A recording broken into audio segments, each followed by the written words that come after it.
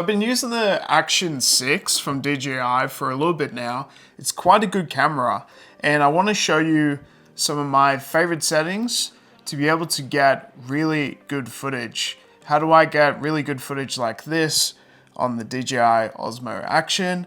I'll show you how in today's video.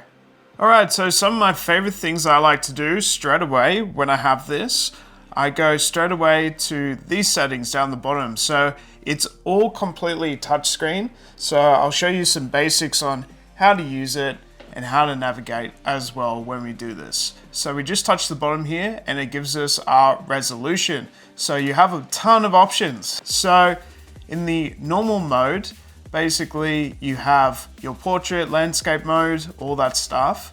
But here we have the frames per second. So normally when you film with a camera, you might get 24, 25 frames per second. So what I've done, I've actually doubled it to 50 frames per second. Now the reason why is because the more frames per second means that you can slow down the footage. Now you can do 100 frames per second, but these are going to be even larger file sizes. So I just stick with 50. Now a lot of people recommend 60. It just depends which region you're in. With Australia, I find 50 frames per second works totally fine because I can half speed it if I really want to, but 50 frames per second works just fine.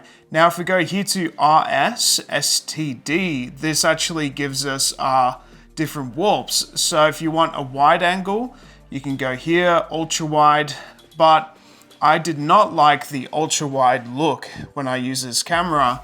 So what I did was I went down to standard, and that is de-warped, or you could do natural wide as well.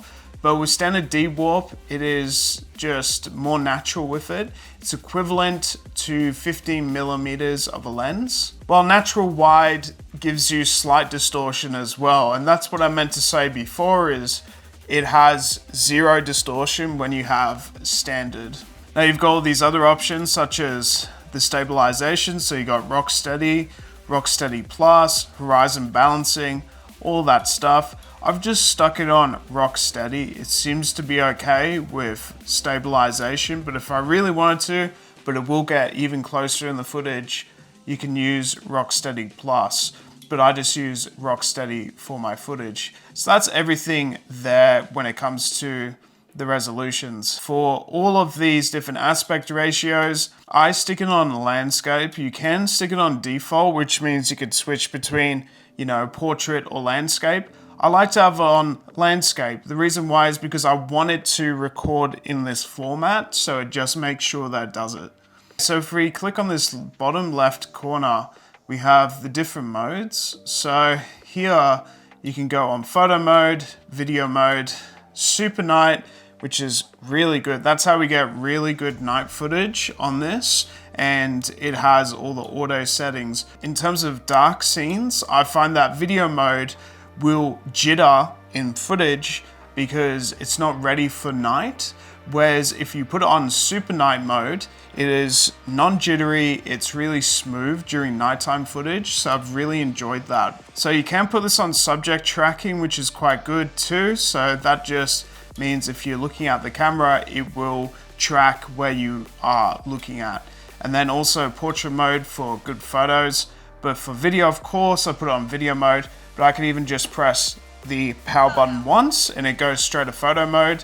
And I press it again and then again, and it goes straight to video mode. So that is really handy, and that's a really handy shortcut. Okay, now we go here to the right side in the middle, and then we have all the pro settings. If that's not on, just press this pro button right there. Now you can set your exposures. Now I've just set it to auto, but you can do manual. And there are ND filters and all these other accessories that you can get for this. But for this, I just put it on auto. But then you can definitely select a different range. So if you wanted to, you can have it on a max 1600, so you don't get that grainy footage, which is quite good. But for this, I just keep it 100 to 25, 600, depending on where I'm filming. So if I'm filming in a darker place, maybe I do want it on 1600 max, or maybe 3200 max, 6400 max. So those are some settings that you can do extra with auto, which is quite good. You can actually set a limit, which is nice. And then you can also compensate with the exposure as well if you wish to do that, but I just have it on 0. And then for white balance, you could set your auto white balance if you really want to, or you could just have it on manual. If you really want to have it on an auto white balance, you can do that, but I do set it to a manual and I've got it on 3500. And then you could set it to daylight, which is around 5200 Kelvin or 5300 Kelvin, I believe, and that is natural daylight. And then if you want to just match the settings of the sun or where you're at, auto white balance still works completely fine. Okay, so here we've got the color. Now, D-Log M 10-bit is really powerful. So this basically gives you the best colors and everything for your footage. It's kind of like S-Log, but for this camera. So that's a really top tier thing that you can do for this. But with this, you are not getting all of these settings available to you, but it means that you're having the optimal color. So film tones, if you really wanted to set those, you could, or quality, priority, which is going to automatically be on, those are going to be eliminated. But for what I do, I don't actually use those options. So having the D-Log M actually is the best, with the color recovery on, so you have the best colors. Variable aperture, this is really important to me. So I find f2 to f4 being the most cinematic, so I just put it on there. You can have higher if you really want to, or f2.8 to f4 if you really want to.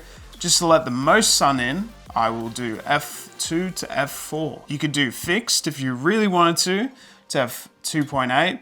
or f4. All is quite good. I just put on auto, so I'll switch between the two and get the best out of the footage. You can also have your stabilizations. I just put it on daily. So yeah, these are basically what I do with the camera to get the best footage out of it.